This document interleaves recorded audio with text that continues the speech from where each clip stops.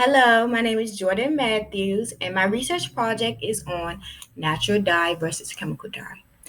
I decided to do this topic because I really love dyeing my hair. Like, I don't know if you can see, but my hair's kind of done. But I had like honey blonde hair, and before that, I had a color called like 30, was a brownish reddish color. And I plan to dye my hair more in the future. But these chemical dyes really leave your hair dry. You can have hair damage.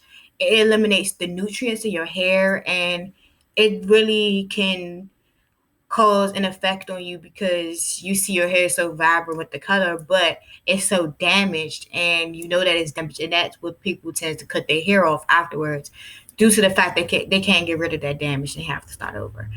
So I think that this is important because these natural alternatives can sometimes bring your hair to be thicker.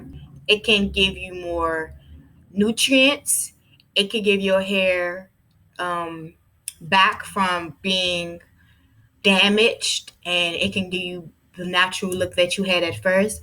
So I did this project for everybody that loves to dye their hair, and it also is a way for people to try new things.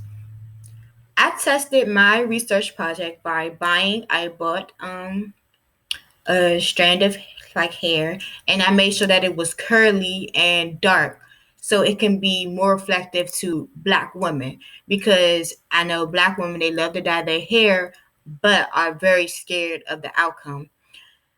And I also know that if I would have put lighter hair, the project would have been easier, and I didn't want it to be that easy for me. So the products that I use pure henna. I use organic rose hips powder, hibiscus flowers, and this is the chemical dye that I use.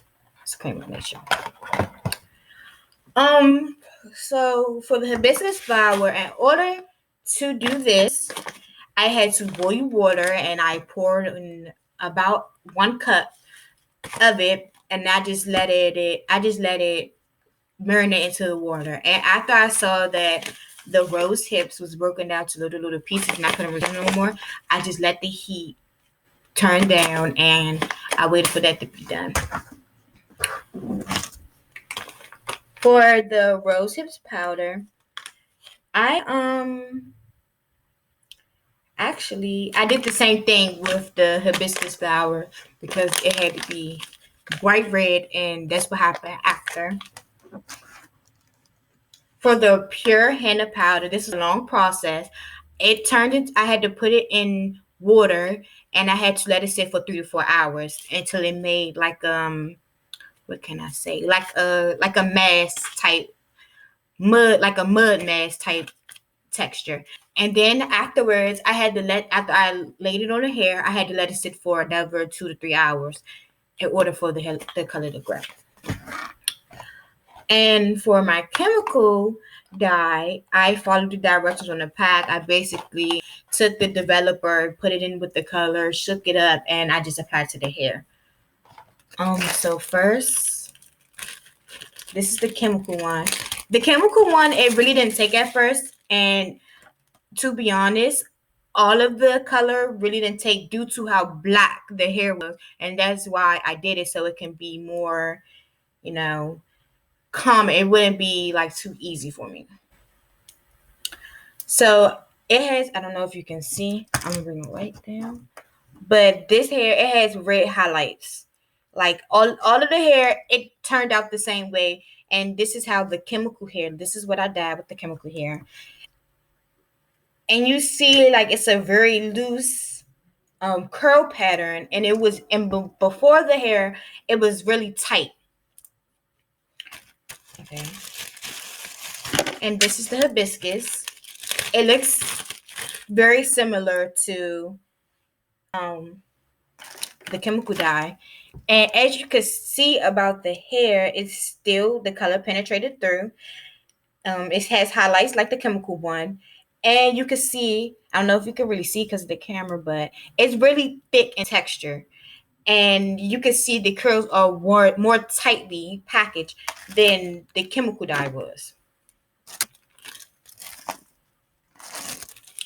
This is henna. The henna one is still a little bit wet. And from my opinion, the henna one turned the most red. And you can't really see it. To me, it's the most red. And it's the same thing like the hibiscus. It's still really tight package curls. And it feels more thicker than I actually got the hair itself. And lastly, this is the rose hips, which it kind of gave me a oranges type feel. Can't really see it, but this is the highlights of the red. And to be honest, they all look the same color. Like they all really gave the same vibe of red, the vibrant of red that I didn't know that it was going to. I was going for like a bright red, but due to the limited time, I would have to keep doing the project over and over again. So I was fine with the highlights.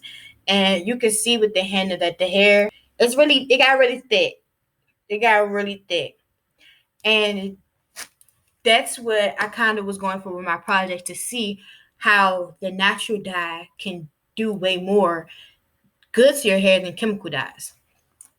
So for my results, as you can see, the natural dye still penetrated through the hair, which is what I was going for, to see if it was actually an alternative that people can use, especially people of color, because I know it would be way easier for people with lighter hair rather than people with darker hair. And I also got the result that the organic natural alternative dye, it gave the hair more nutrients and more and it actually gave a very bright, vibrant red. You can't really tell, but if you look in the light, it's way more vibrant than the chemical dye, which is what I didn't even expect. My future directions with this project, I just would like to tell people that who want to dye their hair, search up natural alternatives, because I did my research and my research told me that chemical dyes can possibly lead to brain cancer due to the chemicals sticking into your brain.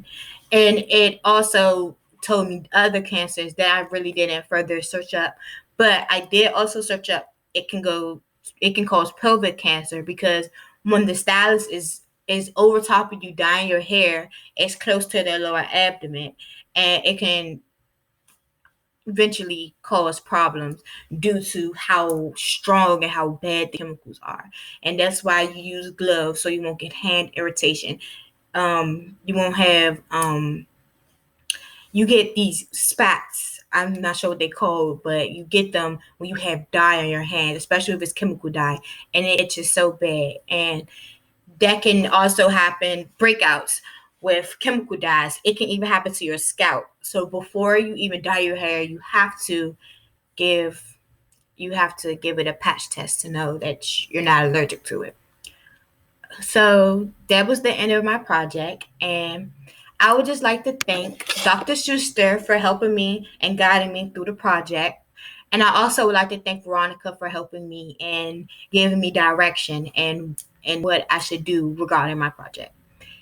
Thank you, and I hope you enjoyed.